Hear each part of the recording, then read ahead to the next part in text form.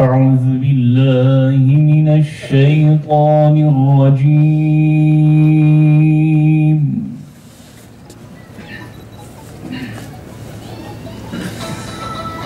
بسم الله الرحمن الرحيم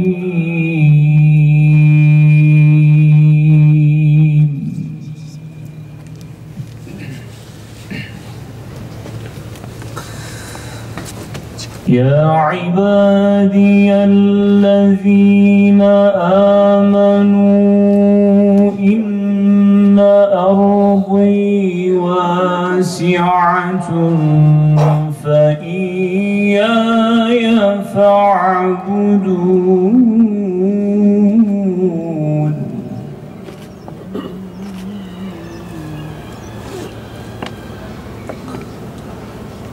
كل نفس ذائقة الموت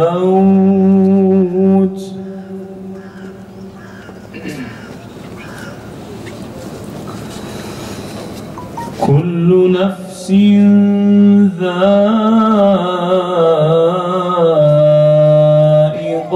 الموت ثم إلينا ترجعون.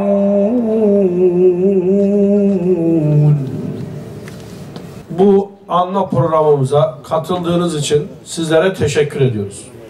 Tokat Konfederasyonumuz bünyesinde 195 tane sivil toplum kuruluşu bulunduran bir STK'dır. Gayesi Tokat ile İstanbul, İstanbul ile Tokat arasında bir gönül köprüsü kurmak, kendisinden sonra gelen nesillere Tokat'ın kültürünü, örfünü, adetini aktarmaktır. 8. ayın 31'i 2014 yılında Tokat Konfederasyonu kurulmuştur.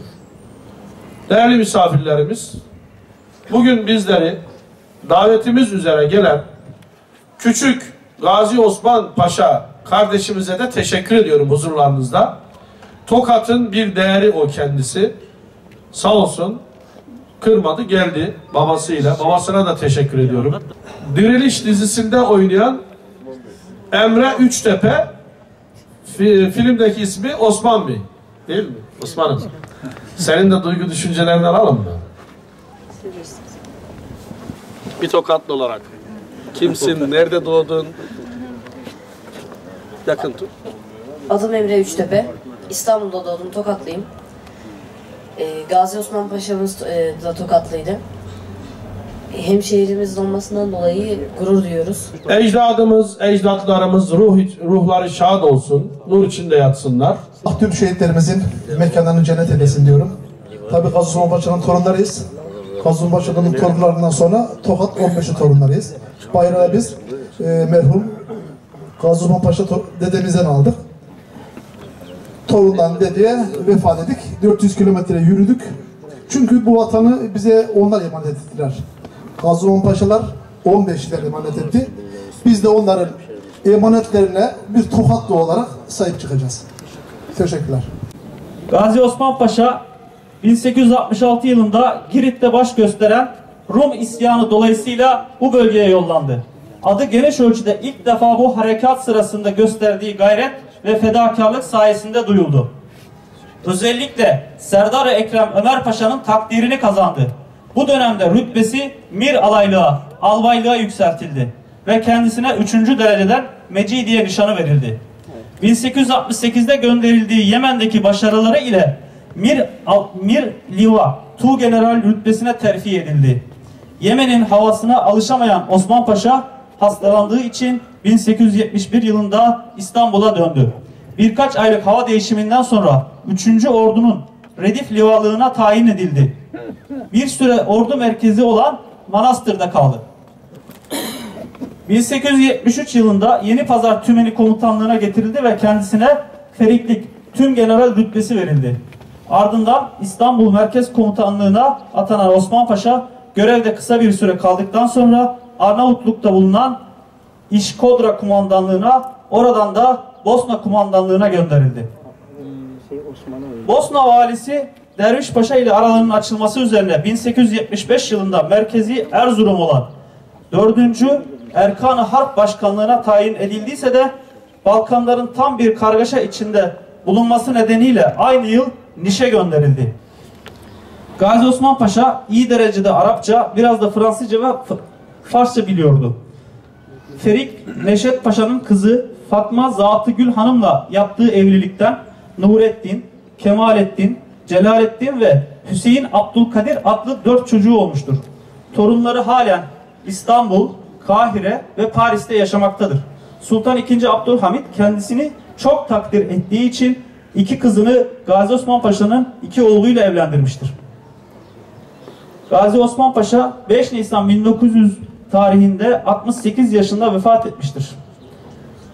Türbesi kendisini çok seven ve saygı duyan Padişah Sultan II. Abdülhamit tarafından yaptırılmış ve cenazesi bu türbeye defnedilmiştir. Beni dinlediğiniz için teşekkür ediyorum. Vesselamu ala Resulina Muhammedin ve ala alihi ve sahbihi ecma'in.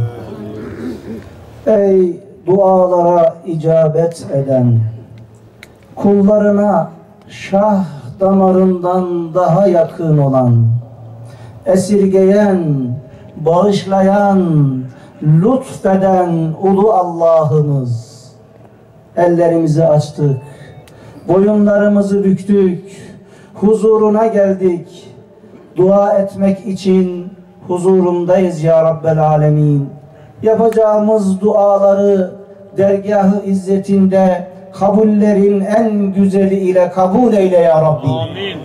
Ya Rabbel Alemin. Ecdadımızı hayırla yad etmek için, tarihimizi yerinde görmek için bugün burada toplandık. Ya Rabbel Alemin. Kur'an-ı Kerim okuduk. Kur'an-ı Kerim'i dinledik. Hasıl olan sevabı evvelen bizzat Medine-i Münevvere'nin nurlu kucağında, nurlar içinde yatan sevgili Habibi Edibin Muhammed Mustafa sallallahu aleyhi ve sellem Efendimizin mübarek ruhu tayyibelerine tarafımızdan fakirane, acizane hediye eyledik, vasıl eyle ya Rabbi. Amin. Peygamberimizin ehli beytinin, ashabının, tabiinin, tebe-i tabiinin, eyyim-i dinin, müridin, müştehidin, muhaddisin, müfessirin, ulemanın, şühedanın da ruhlarına hediye eyledik, vasıl eyle ya Rabbi. Amin. Ya Rabbel Alemin ve ya Erhamer Rahimin. Şu güzel İstanbul'umuzu bize hediye eden, bize emanet eden, şu anda kabrinin yakınında, türbesinin yakınında bulunduğumuz Fatih Sultan Mehmet Hanımızın da aziz, temiz ruhuna hediye eyledik, vasıl eyle ya Rabbi. Amin. Bu vesileyle bütün geçmişlerimizin, komutanlarımızın ruhlarına hediye eyledik, vasıl eyle ya Rabbi. Amin. Özellikle ölümünün 119. seneyi devriyesinde tarihte komutan olarak tarih yazmış, Lübnan'da, Kırım'da, Sırbistan'da ve daha nice yerlerde, özellikle Osmanlı-Rus Savaşı'nda Plevne'de tarih yazmış. Şu anda türbesinin, kabrinin yanında bulunduğumuz Gazi Osman Paşa'nın da aziz, temiz ruhuna hediye eyledik, vasıl eyle ya Rabbi. Amin. Ya Rabbel Alemin. Böyle güzel komutanları örnek alarak komutanlar yetiştirmeyi bizlere nasip eyle ya Rabbi. Amin. Ya Rabbel Alemin ve ya Erhamer Rahimin. Biz burada bu komutanımızı, güzel komutanımızı anmak için, yad etmek için toplandık. Bu toplantımızı hayırlara vesile eyle ya Rabbi. Hayırlara vesile eyle ya Rabbi. Dualarımızı kabul eyle ya Rabbi. Geçmişlerimize gani gani rahmet eyle ya Rabbi. Amin. Bi hurmeti Taha ve Yasin. Subhane rabbike rabbil izzeti amma yasifun. Ve selamun alel murselin. Velhamdülillahi rabbil alemin. El Fatiha.